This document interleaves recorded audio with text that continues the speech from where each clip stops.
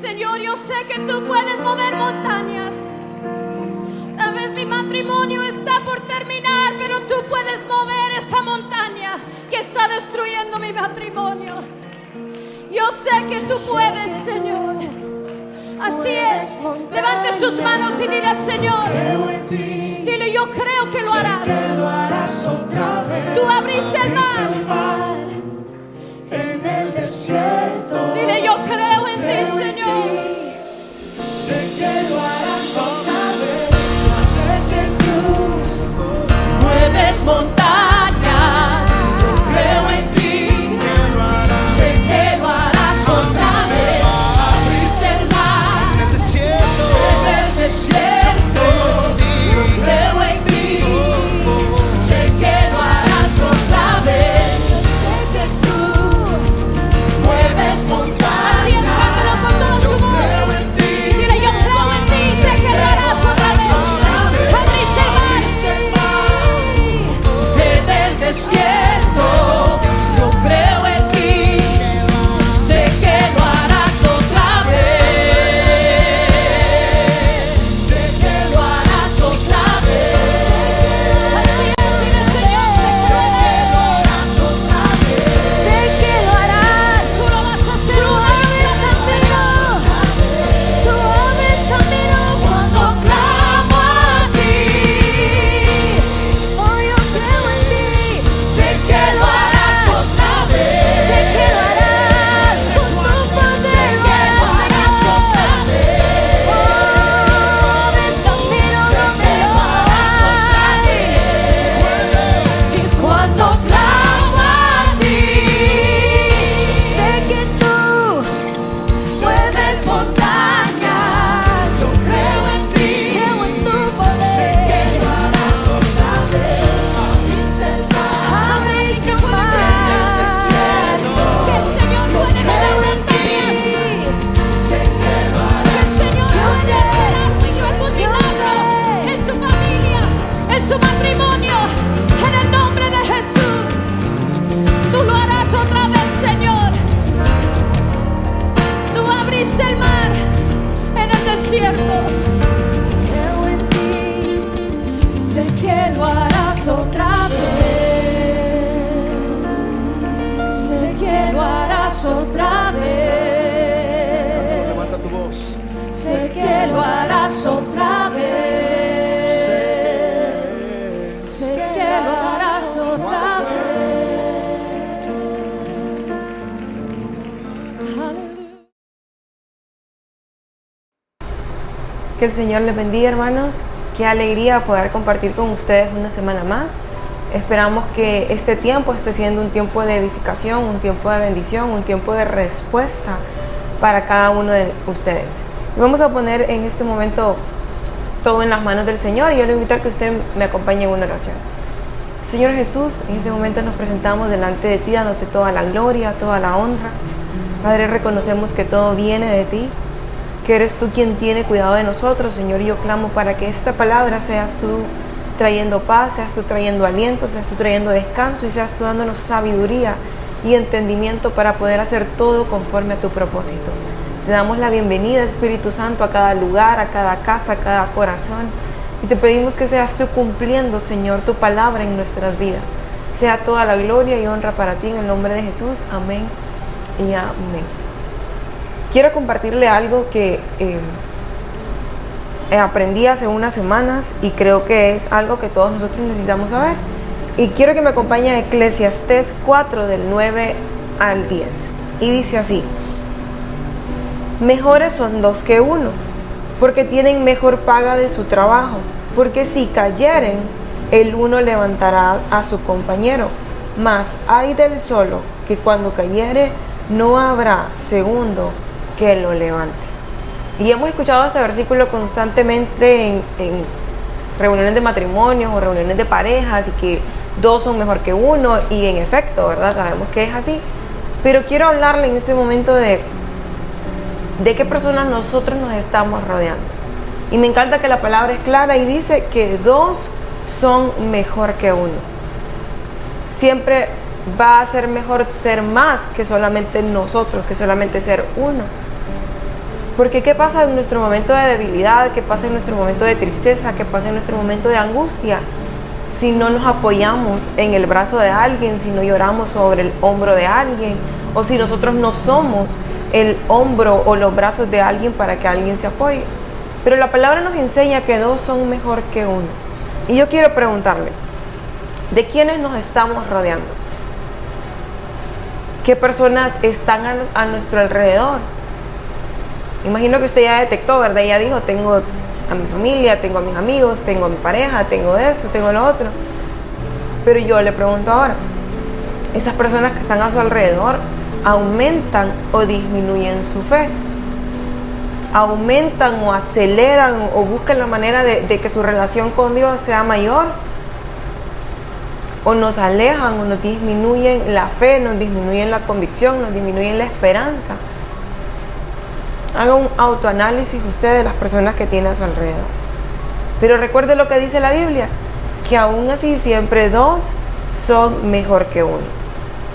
Y yo me podría meditar qué importante es tener personas a nuestro alrededor que sean como una base firme, que sean una base donde nosotros nos podamos mantener estables, una base que nos ayuden a mantenernos firmes sobre lo establecido por Dios. Todos necesitamos de alguien. Todos necesitamos tener a alguien en quien podamos confiar. Todos necesitamos tener a alguien a quien podamos acudir.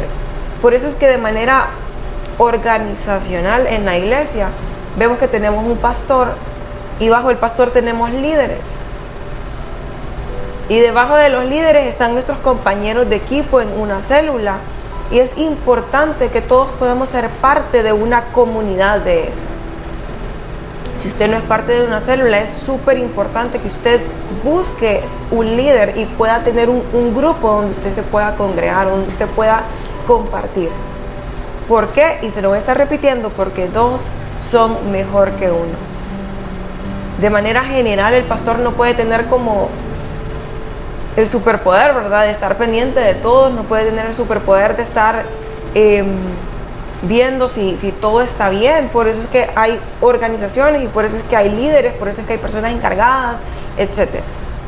Pero es importante que usted pueda buscar un líder, pueda buscar una persona donde usted se pueda refugiar, porque su líder puede ser ese hombro que usted necesita donde puede ir a llorar.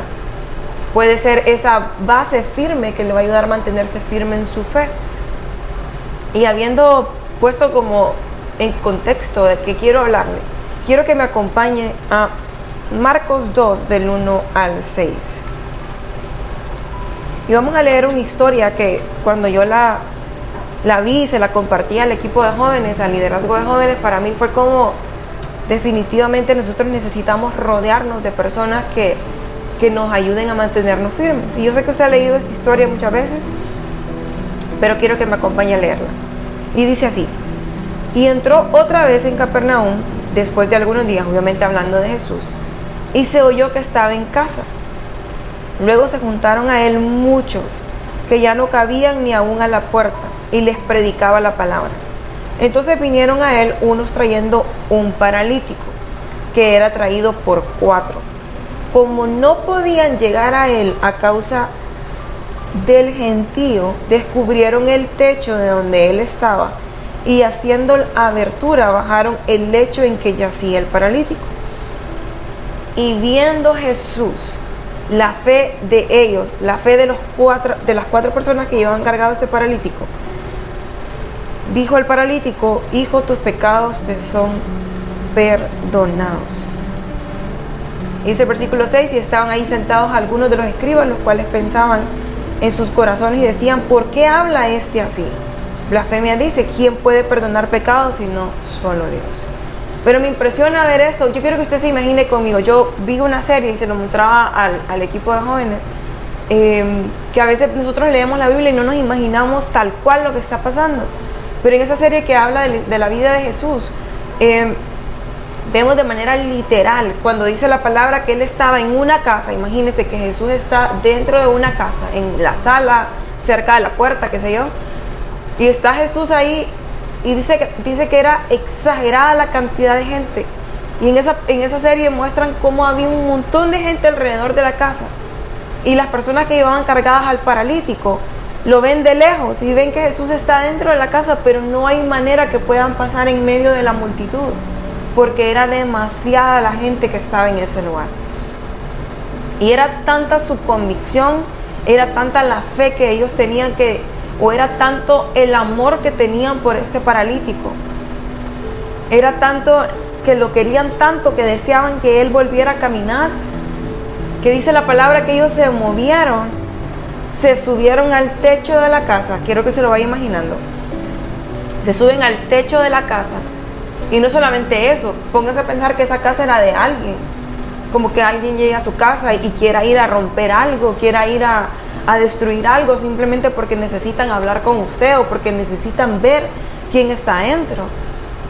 Y vemos a estas 4 personas que cargaban este paralítico, y dice la palabra que lo subieron al techo. Y no solamente eso, sino que rajaron el techo, destruyeron el techo, porque necesitaban llamar la atención de Jesús que estaba adentro.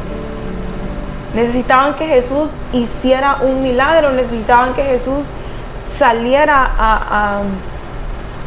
al encuentro de ellos. Entonces destruyen el techo. Y no solamente eso, no es como que le dicen desde arriba, ¿verdad? Jesús, mira, tenemos un paralítico aquí, ¿será que lo pueda sanar?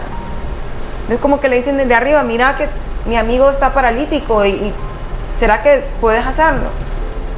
No solamente hicieron eso, sino que yo no sé cómo en la serie se ve como que lo bajan con unos lazos, yo no sé cómo lo pudieron haber hecho.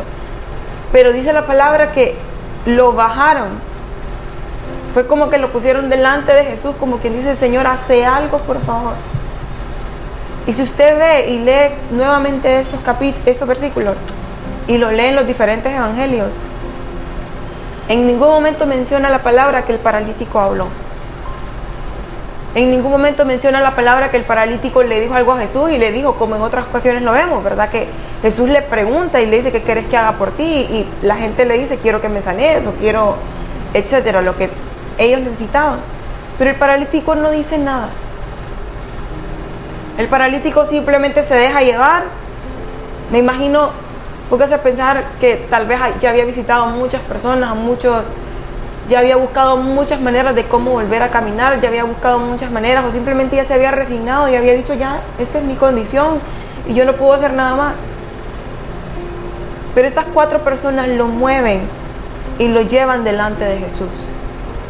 Y me encanta porque Jesús le dice, por la fe de ellos, por la fe de estas 4 personas, tus pecados te son perdonados.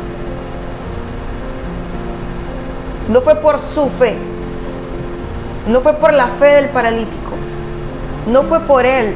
Él no dijo nada, él simplemente se dejó llevar hacia Jesús.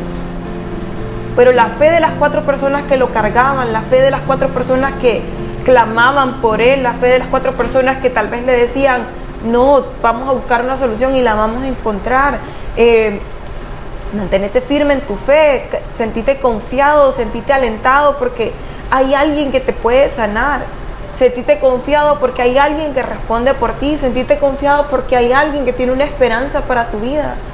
Yo no sé qué palabras le decían esas 4 personas al paralítico, pero no solamente fueron palabras, sino que también actuaron y lo llevaron delante de Jesús. No de lejos, no en el techo, no solamente medio lo acercaron, lo llevaron delante de él para que Jesús hiciera un milagro. Muchas veces nosotros somos ese paralítico que siente no tener esperanza. Muchas veces nosotros somos ese paralítico que creemos que ya no hay salida, que creemos que ya no se puede, que creemos que ya el mundo se acabó. Y es por eso importante que nosotros tengamos alrededor personas que nos digan, no, sí puedes hacerlo, sí puedes salir adelante, no, vamos, levántate, vamos, vos podés hacerlo. Decía lo que acabamos de leer en Eclesiastés, que 2 son mejor que 1, porque si uno se cae, el otro lo levanta.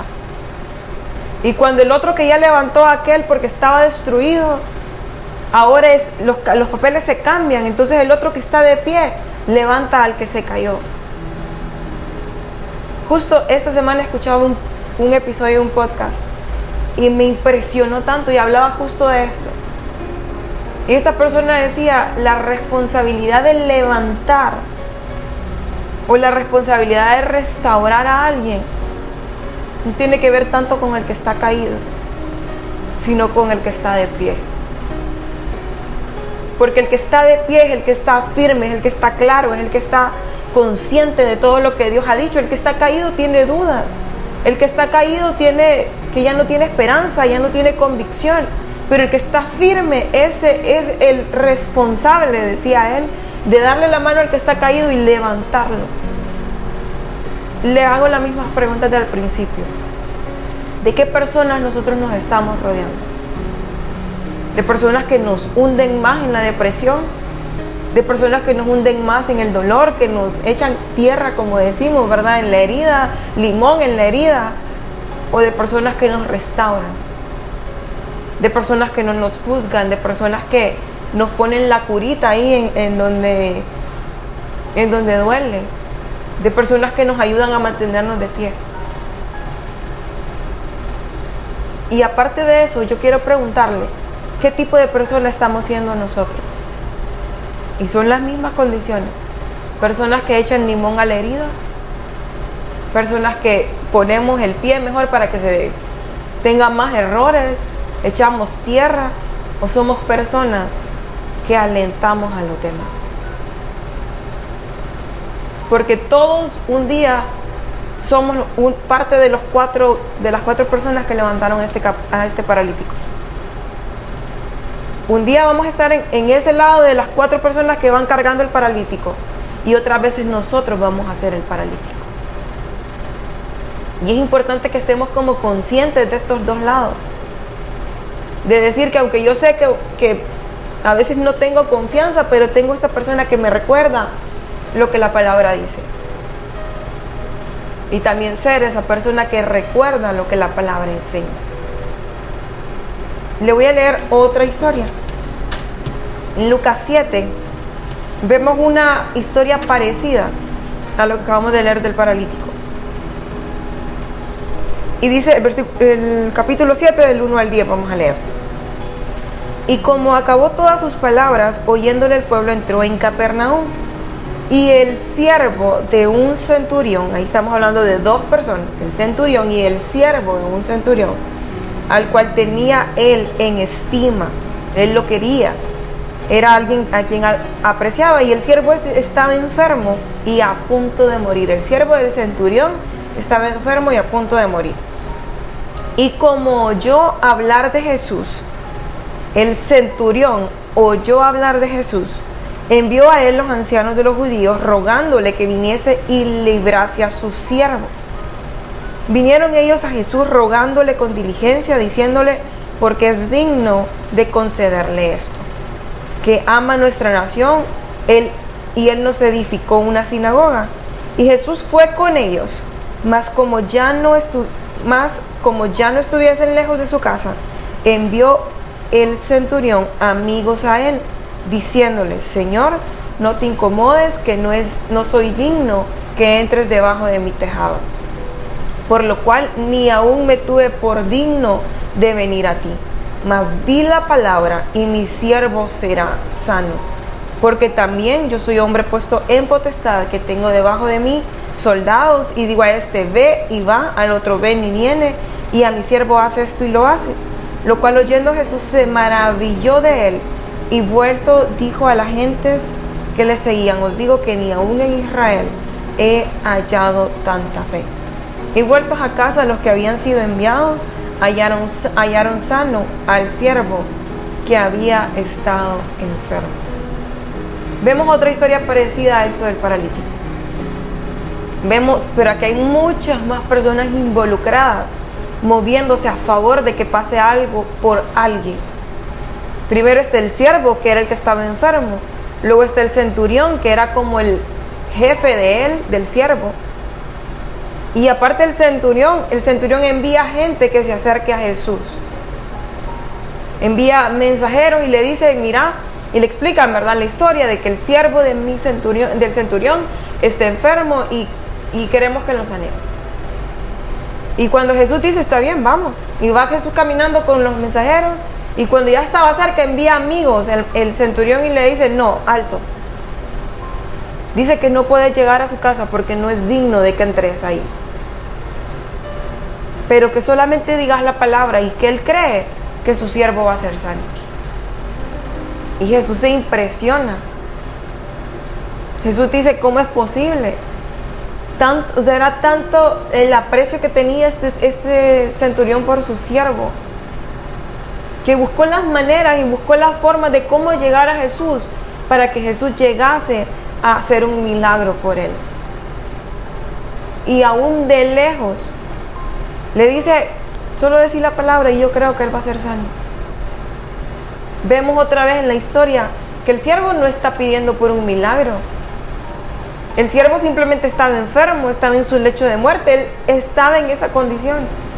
Pero alguien más se movió por él para que Jesús hiciera algo a favor de él. Jesús se maravilla de la fe del centurión, no del siervo. Se maravilla de la fe que tenía el centurión, se maravilla de la fe que tenían estas personas que no le dijeron al centurión, ¿cómo te pones a creer que vamos a ir a molestar a Jesús? ¿Por qué vamos a hacer eso? Y más que nos decís que lo traigamos aquí, no lo vas a dejar entrar. O sea, no se ve en la palabra que los mensajeros reniegan o que los amigos le dicen, no, ¿cómo vamos a hacer eso? Si Jesús ya viene en camino, ¿cómo le vamos a decir que no entre? No vemos a nadie renegando, simplemente los vemos obedeciendo, obviamente porque eran parte de las personas que estaban bajo su autoridad, pero los vemos haciendo las cosas y creyendo. Y vemos a este centurión que cree a favor de su siervo. Es importante que nosotros seamos, dos cosas que yo veo aquí que tenemos que tener claro. Todos necesitamos tener personas que crean por nosotros. Todos. Todos necesitamos personas alrededor que nos ayuden a que nuestra fe se mantenga firme. Es importantísimo que podamos tener gente alrededor que nos ayuden a mantenernos de pie. Porque no siempre vamos a estar arriba. Van a haber momentos donde vamos a estar en el suelo y no va a haber, y no vamos a tener esperanza, no vamos a tener, porque van a pasar. Pero por eso necesitamos gente a nuestro alrededor que nos ayude a levantarnos.